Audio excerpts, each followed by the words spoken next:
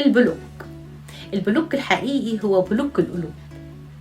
ما توصلش حد بتحبه انه يعمل لك بلوك من قلبه. بلوكات الفيس والواتساب بتتعمل وتتفك 1000 مرة، لكن بلوك القلب ده الوحيد لما بيتعمل ما ينفعش يتفك ابدا مدى الحياة.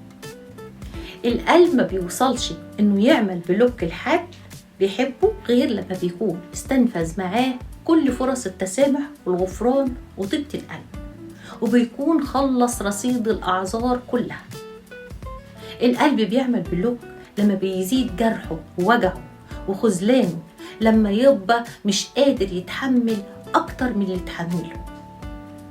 ومش معنى بلوك القلب إنه يكون بقى بيكره اللي كان له مكانة في قلبه، لا أبدا، بيحصل هو بيحبه وبيموت من جواه على اللي كان ليه مكانة في قلبه، بس خلاص ما بقاش فيه فرصة إنه يكمل مشواره معاه بعد كل اللي شافه على إيده من وجع.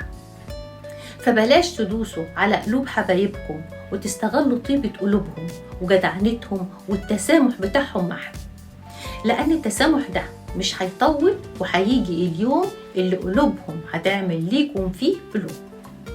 وقتها عمر ما هيبقى ليكم مكان ووجود تاني في حياتهم. فرفقا بقلوب الآخرين.